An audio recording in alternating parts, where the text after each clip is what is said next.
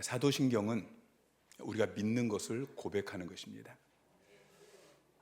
광신이 있고 맹신이 있어요. 여러분 무엇을 믿습니까? 맹신은 이성적으로 따지지 않고 무조건 믿는 것입니다. 광신이라는 말은 맹신에서 더 나아가서 이성적인 판단력을 잃을 정도로 그냥 과격하게 믿는 것을 광신이라고 이야기하죠. 여러분 세상 만사가 다 그렇지만 우리가 신앙생활을 할 때에 특별히 맹신으로 또 광신으로 그렇게 해서는 안 될 것입니다.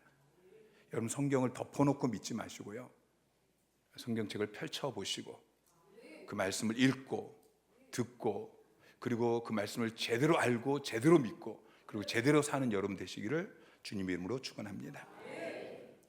그런데 사실 그게 너무 어려워요. 왜냐하면 성경이 너무 두껍잖아요. 구약이 39권 또 신약이 27권, 장수가 1189장이나 되어지는데 이걸 다 읽는 게 1년 걸려도 사실 다 읽기가 힘들고, 또 그렇게 몇 번을 읽었는데 읽고 나면은 기억이 나지 않아요. 볼 때는 무슨 말인가 싶은데 덮고 나면은 다 잊어버린 것 같고, 또 주일마다 설교 말씀을 들으면 목사님이 이걸 믿으라, 또 다음 주에는 이걸 믿으라 그렇게 말씀하시는데, 누군가 여러분에게 너는 뭐를 믿냐 그렇게 물어보면은 뭐라고 말하기가 참 어렵다는 것이죠. 신앙생활은 믿는 것인데 뭐를 믿느냐라고 이야기할 때에 이게 정리가 잘 안 되어집니다. 대답하기가 쉽지 않습니다. 그래서 우리가 사도신경을 공부하고 있는 것입니다. 사도신경은 우리가 무엇을 믿는지를 핵심적으로 정리해 놓았습니다. 우리는 예배 때마다 사도신경을 고백함으로써 내가 무엇을 믿는지 교회 앞에서 공개적으로 고백하는 것입니다. 사실 교리를 공부하는 것은 딱딱하고 어렵습니다. 그래서 요즘 이 설교가 별로 재미없을 수 있어요. 그러나 여러분 너무나 중요한 부분이기 때문에 이 부분을 여러분이 잘 들으시고 또 잘 정리하시고 그래서 잘 믿고 잘 사는 여러분 되시기를 주님의 이름으로 축원합니다. 자, 오늘 우리가 살펴볼 신앙 고백은 예수 그리스도를 우리가 어떤 분으로 믿는가 하는 것입니다. 우리는 첫 번째 시간에 하나님에 대한 신앙 고백을 살펴보았고, 이제 두 번째 시간부터 예수 그리스도를 우리가 어떻게 믿느냐, 우리는 예수 그리스도가 하나님의 유일하신 아들이시고 그리고 우리 주 예수 그리스도이심을 믿는다라고 고백하고 있습니다. 그리고 그분이 우리 주 예수 그리스도이시기 위해서 성령으로 잉태하셨고 또 동정녀 마리아에게서 태어나신 이것을 우리는 믿는다고 고백합니다. 그리고 그분이 내 죄를 대신 담당하 십자가에 못 박혀 죽으시고 또 부활하셨다라는 것을 우리는 믿습니다. 장사된 지 사흘 만에 죽은 자 가운데서 다시 살아나셨으며, 이 부분을 우리가 오늘 살펴봐야 되는데 이 부분은 얼마 전에 부활절 설교 때 잘 다뤘습니다.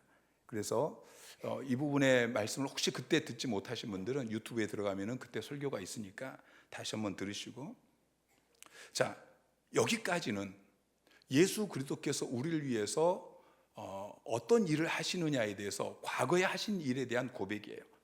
그리고 이제부터 주님께서 지금 그리고 앞으로 우리를 위해서 어떤 일을 하시느냐, 우리의 주 예수 그리스도로서 지금 주님이 어떤 일을 하고 계시느냐, 앞으로 어떤 일을 하실 것인가 하는 것을 우리가 살펴볼 것인데, 오늘 우리가 살펴볼 부분은 하늘에 오르시어 전능하신 아버지 하나님 우편에 앉아 계시다가 이 부분을 살펴볼 것입니다.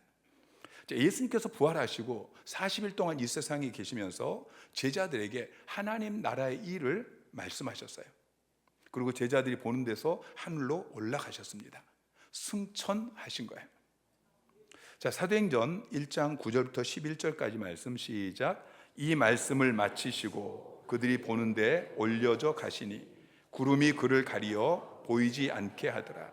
올라가실 때에 제자들이 자세히 하늘 쳐다보고 있는데 흰옷 입은 두 사람이 그들 곁에 서서 이르되 갈릴리 사람들아 어찌하여 서서 하늘을 쳐다보느냐. 너희 가운데서 하늘로 올려지신 이 예수는 하늘로 가심을 본 그대로 오시리라 하였느니라.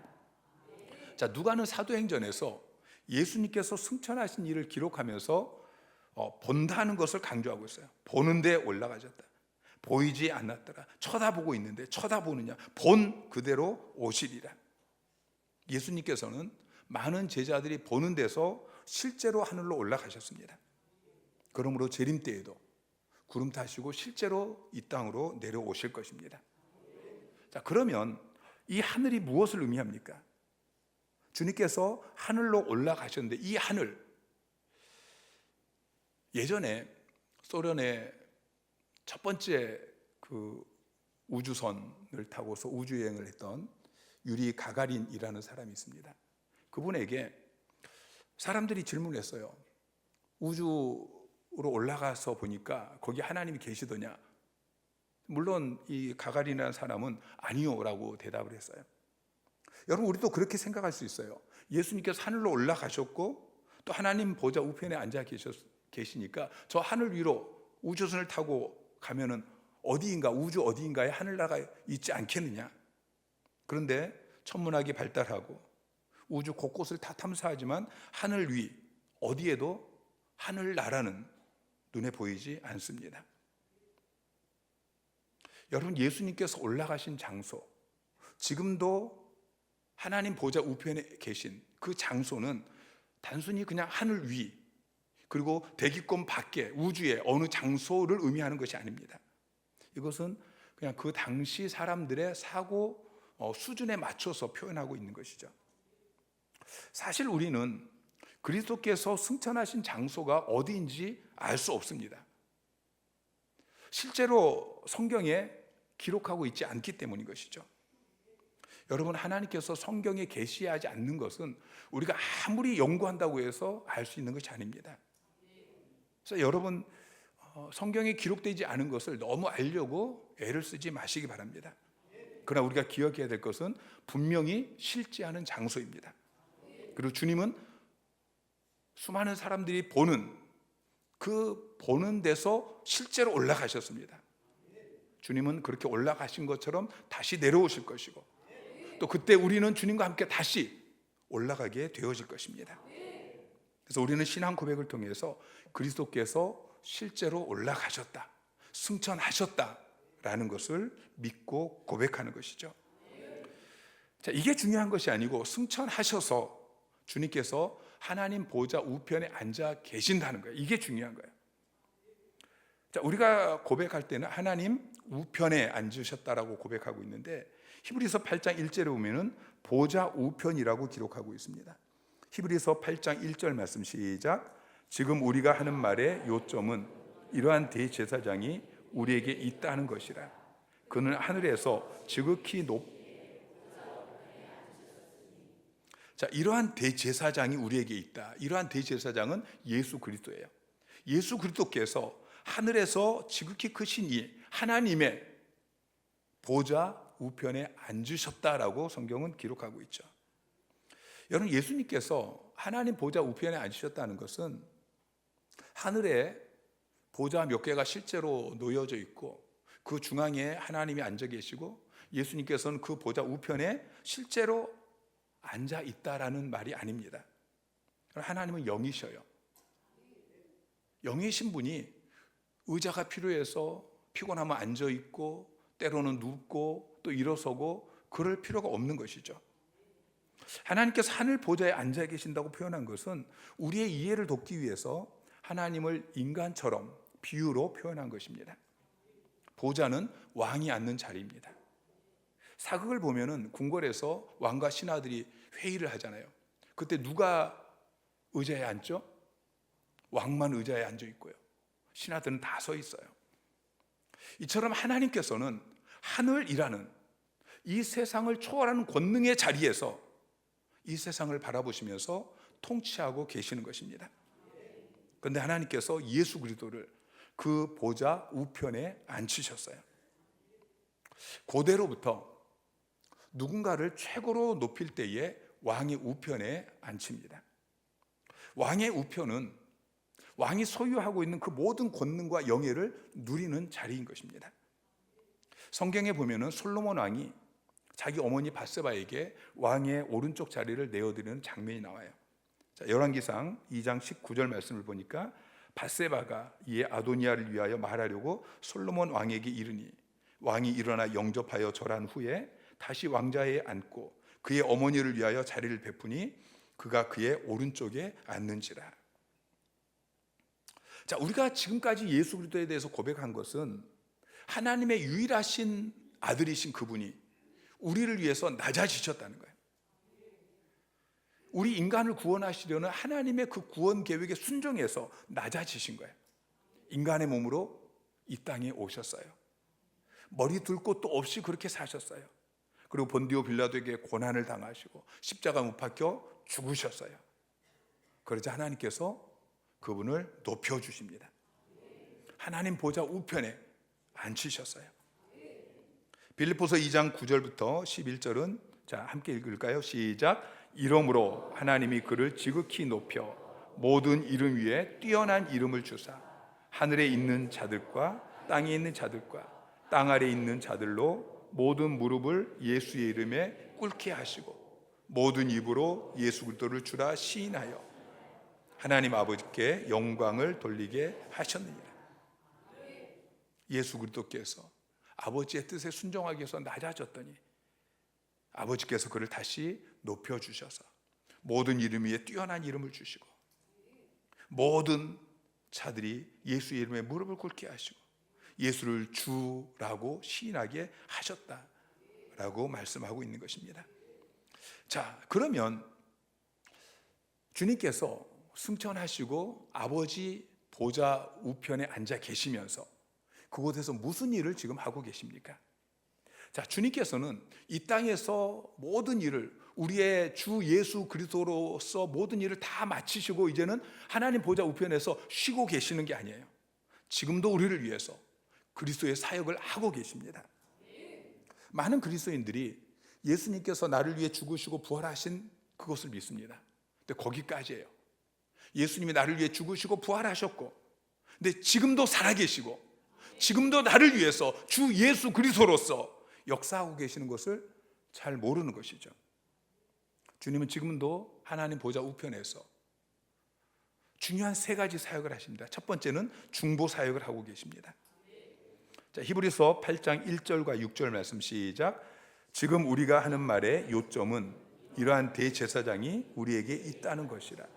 그는 하늘에서 지극히 크신 이의 보좌 우편에 앉으셨으니 그러나 이제 그는 더 아름다운 직분을 얻으셨으니 그는 더 좋은 약속으로 세우신 더 좋은 언약의 중보자시라. 아멘.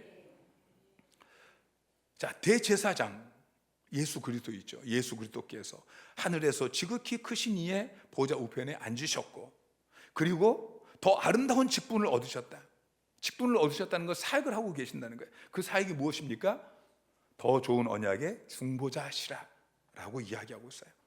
그리스도께서는 지금도 하나님 보좌 우편에 앉으셔서 중보자의 직분을 감당하고 계십니다. 중보자는 메시테스라는 헬라어 단어를 번역했는데 이 메시테스라는 단어는 중개인 또는 화해자 그런 의미입니다. 두 당사자 사이에서 계약을 맺을 수 있도록 중개하는 역할을 하는 사람을 메시테스라고 하는 것입니다. 자, 하나님과 우리 사이가 죄로 인해서 갈라졌습니다. 그런데 이 둘 사이를 연결해주고 우리가 하나님 앞에 나아갈 수 있도록 길을 놓아주시는 분, 이분이 중보자이신 것이죠. 자, 히브리서 4장 14절부터 16절까지 말씀 시작. 그러므로 우리에게 큰 대제사장이 계시니 승천하시니 곧 하나님의 아들 예수시라. 우리가 믿는 도리를 굳게 잡을지어다. 우리에게 있는 대제사장은 우리의 연약함을 동정하지 못하실 리가 아니요 모든 일에 우리와 똑같이 시험을 받으신 이로되 죄는 없으시니라. 그러므로 우리는 긍휼하심을 받고 때를 따라 돕는 은혜를 얻기 위하여 은혜의 보좌 앞에 담대히 나아갈 것이니라.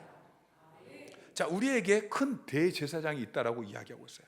그분이 누구이십니까? 승천하신, 이 땅에 계신 예수 그리스도가 아니고 승천하신 하나님의 아들 예수시라고 말씀하고 있어요.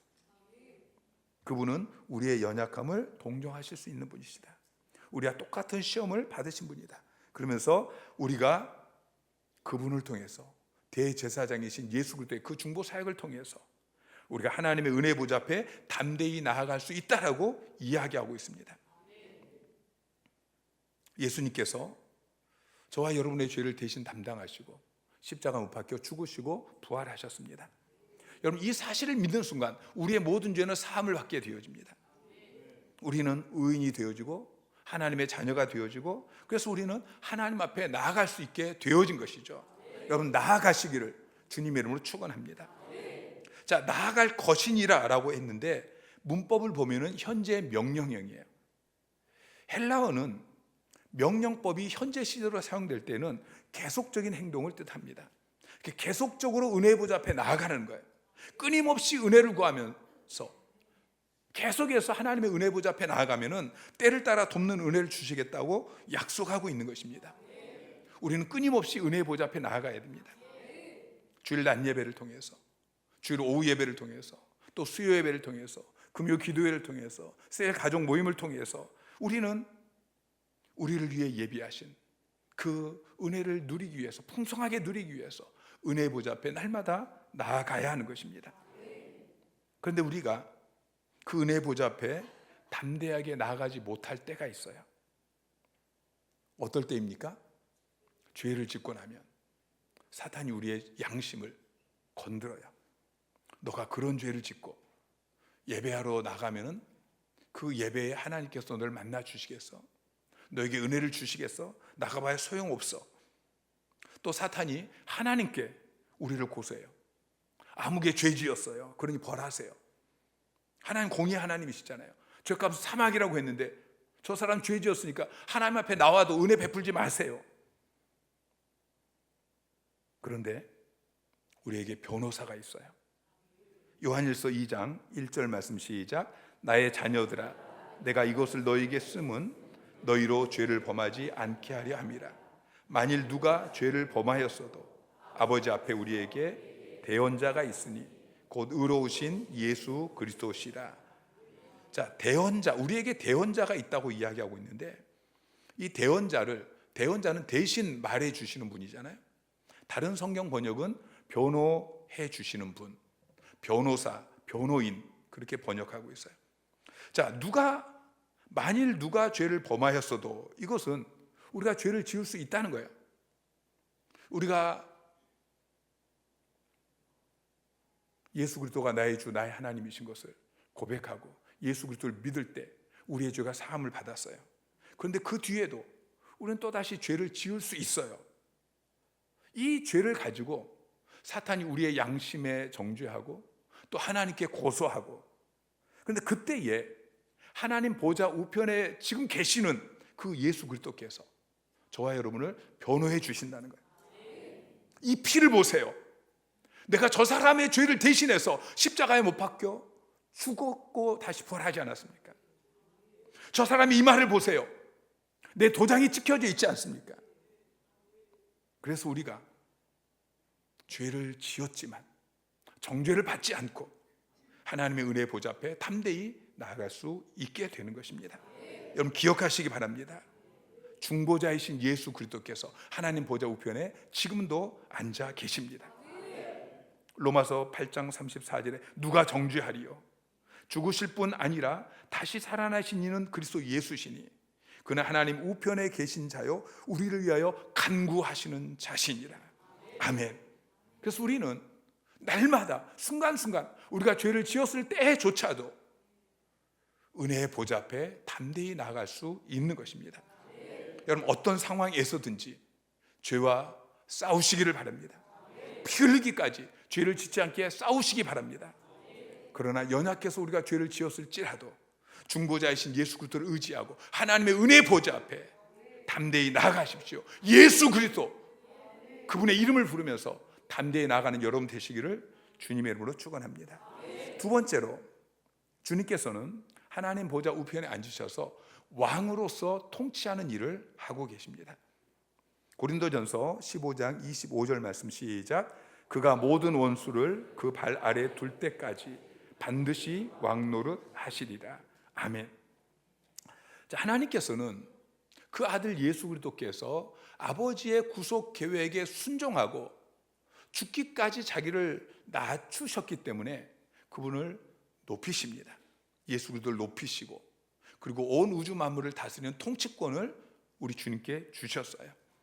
에베소서 1장 20절부터 보면은 그의 능력이 그리스도 안에서 역사하사 죽은 자들 가운데서 다시 살리시고, 하나님께서 예수 그리스도를 다시 살리시고, 그리고 하늘에서 자기 오른편에 앉히사 모든 통치와 권세와 능력과 주권과 이 세상뿐 아니라 오는 세상에 일컫는 모든 이름 위에 뛰어나게 하시고, 또 만물을 그 발 아래 복종하게 하시고, 그를 만물 위에 교회의 머리로 삼으셨느니라. 하나님께서 예수 그리스도를 높이시고 자기 오른편에 앉히셔서 모든 통치와 권세와 능력과 주권과 이 통치권을 주셨다라고 말씀하고 있어요. 주님은 만왕의 왕이십니다. 주님께서 지금도 하나님 보좌 우편에서 온 세상을 통치하고 계신다는 것을 여러분 기억하시기 바랍니다. 여러분, 이 세상은 사탄이 통치하고 있는 것이 아닙니다. 여러분, 사탄에게는 권세가 없습니다. 주님께서 십자가에서 사탄의 머리를 밟았습니다. 여러분, 이제 모든 권세는 예수 그리스도에게 있습니다. 마태복음 28장 18절에 주님께서 말씀하시죠. 예수께서 나와 말씀하여 이르시되 하늘과 땅의 모든 권세를 내게 주셨으니, 주님께서 말씀하셔요. 아버지께서 하늘과 땅의 모든 권세를 내게 주셨다. 여러분, 이 세상에 있는 것 중에서 예수 그리스도의 그 통치권 아래 있지 않은 것은 아무것도 없습니다. 심지어는 사탄조차도 그리스도의 그 통치 아래 있다는 것을 기억하시기 바랍니다. 우리 구세주 예수 그리스도께서 지금도 하나님 보좌 우편에서 온 세상을 통치하고 계신다는 것을 여러분 믿으시기 바랍니다. 여러분, 그러므로 두려워하지 마세요. 여러분, 세상을 두려워하지 마세요. 사탄을 두려워하지 마세요. 지금 여러분을 대적하는 그 사람을 여러분 두려워하지 마시고요. 여러분 앞에 놓여 있는 문제를 두려워하지 마세요. 여러분, 우연히 일어나는 일은 없습니다. 모든 일은 다 하나님의 작정하심 가운데 있고, 모든 일은 지금도 하나님 보좌 우편에서 이 땅을 다스리고 있는 그리스도의 그 다스림 가운데 있는 것입니다. 마태복음 16장 18절에 주님이 말씀하십니다. 내가 이 반석 위에 내 교회를 세우리니. 이 교회는 지금 우리 교회를 이야기합니다. 우리 성도들의 모임, 여러분이 교회입니다. 이 교회를 음부의 권세가 이기지 못하리라. 아멘. 여러분, 실수나 실패를 두려워하지 마십시오. 하나님께서 다스리고 계십니다. 그리고 여러분, 주님의 통치를 받으시기 바랍니다. 그분이 지금 하나님 보좌 우편에서 이 땅을 통치하실 때에 여러분도 그분의 백성으로서 그분의 통치를 받으십시오. 우리가 어떻게 통치를 받을 수 있습니까?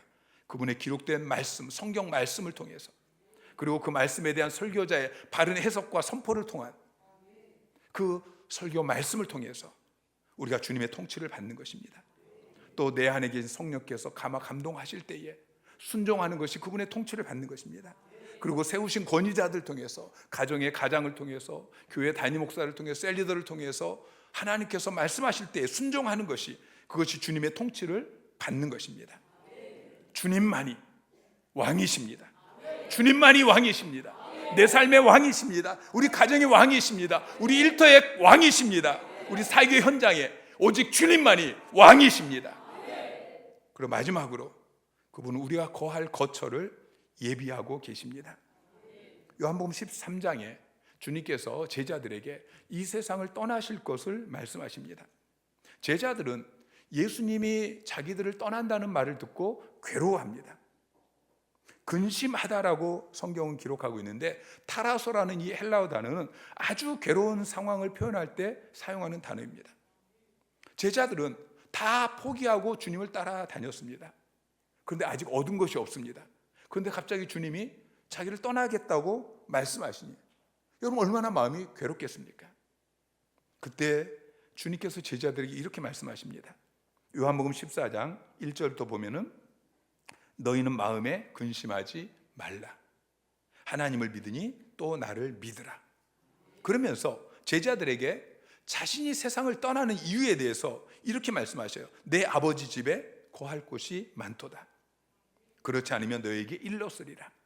내가 너희를 위하여 거처를 예비하러 가노니 가서 너희를 위하여 거처를 예비하면 내가 다시 와서 너희를 내게로 영접하여 나 있는 곳에 너희도 있게 하리라. 여러분, 우리 주님께서는 지금 하나님 보좌 우편에서 저와 여러분이 저 천국에서 영원히 거할 거처, 집을 만들고 계십니다. 그리고 그 거처가 다 만들어지면 저와 여러분을 데리러 다시 이 땅에 오시는 것입니다. 예수님의 부활이 첫 열매가 되어지는 것처럼 예수님의 승천은 첫 사건이라는 것을 기억하시기 바랍니다. 그리스도께서 하늘로 올라가신 것처럼 우리도 언젠가 하늘로 올라가게 될 것입니다. 그리고 그곳에서 우리는 주님과 함께 영원토록 왕노릇하게 될 것입니다. 요한계시록 22장 5절은 이렇게 이야기하고 있습니다. 다시 밤이 없겠고 등불과 햇빛이 쓸데없으니 이는 주 하나님이 그들에게 비추심이라. 그들이 세세토록 왕노릇하리로다. 그들은 바로 저와 여러분이에요. 우리가 그 저 천국에서 세세토록 왕노릇하게 될 것입니다. 이미 우리의 머리이신, 교회의 머리이신 예수 그리스도께서 하늘에 앉아 계십니다. 또 우리는 그리스도 안에서 하나님과 함께 하늘에 앉게 될 것입니다. 에베소서 2장 6절 말씀 시작. 또 함께 일으키사 그리스도 예수 안에서 함께 하늘에 앉히시니. 자, 하늘에 앉히시니, 이것은 미래에 일어날 일인데 과거형을 사용했습니다. 이것을 문법적으로 부정과거형이라고 이야기하는데, 이것은 과거에 이미 이루어져서 변함없이 결정되어진 사건이다. 아직 일어나지 않았지만, 미래에 일어날 일이지만 이미 과거에 이루어진 변할 수 없는 결정되어진 사건이라는 것입니다. 그 거처가 얼마나 아름답고 영광스러운 곳인지, 주님께서 승천하신 지 2000년이나 되었는데 지금도 저와 여러분을 위해서 그 거처를 준비하고 계십니다. 요한계시록 21장 2절에 보면은 또 내가 보매 거룩한 성 새 예루살렘이 하나님께로부터 하늘에서 내려오니 그 준비한 것이 신부가 남편을 위하여 단장한 것 같더라.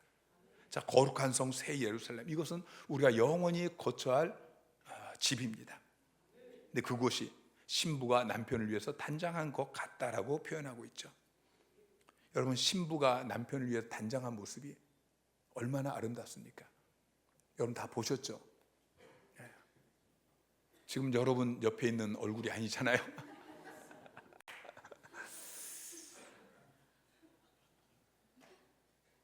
여러분 신부는 결혼식 그 하루를 위해서 오래전부터 그렇게 신부 화장을 하고 정말 가장 아름다운 드레스를 입고 평생 그날 하루는 정말 아름다워지기 위해서 그렇게 단장하는 것이, 그게 신부의 단장인데, 주님께서 우리를 위해 준비하고 계시는 그 거처가 이렇게 아름답다는 것입니다. 요한계시록 21장 18절 말씀 시작. 그 성곽은 벽옥으로 쌓였고 그 성은 정금인데 맑은 유리 같더라. 19절 그 성의 성곽의 기초석은 각색 보석으로 꾸몄는데. 21절 그 12문은 12진주니. 자, 주님께서 우리를 위해서 이렇게 아름다운 곳을 준비하고 계십니다. 근데 사실 이것은 우리 인간의 그 IQ로 이해할 수 있게 표현한 것이지, 실제로 얼마나 아름다운 곳인지, 얼마나 좋은 곳인지는 우리 인간의 언어로 기록할 수 없는 것이죠. 태어날 때부터 장님인 어린아이가 있었어요. 15살이 되어서 병원에 갔더니 수술하면 볼 수 있다고. 그래서 수술을 받았습니다. 마침내 수술이 끝났습니다. 그리고 시간이 지나서 이 붕대로 감았던 이 붕대를 풀었습니다. 수술이 성공했습니다. 볼 수 있게 되었습니다.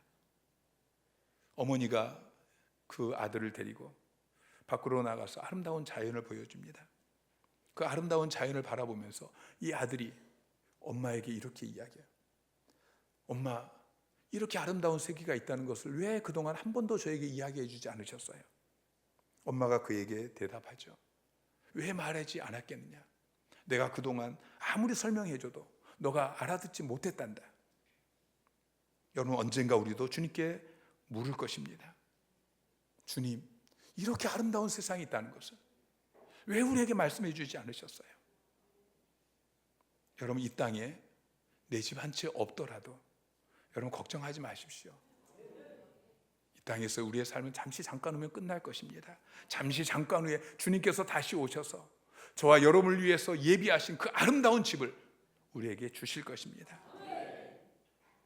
그리스도께서는 하늘에 오르시어 전능하신 아버지 하나님 우편에 지금 앉아 계십니다. 그곳에서 지금도 저와 여러분을 위한 중보 사역을 하고 계십니다. 그리고 왕으로서 통치하고 계십니다. 그리고 저와 여러분이 거할 거처를 예비하고 계십니다. 우리도 하늘로 올려져서 우리 주님과 함께 영원토록 왕노릇하게 될 것입니다. 이 사실을 기억하고 고백하면서 날마다 담대히 살아가는 여러분이 되시기를 주님의 이름으로 축원합니다.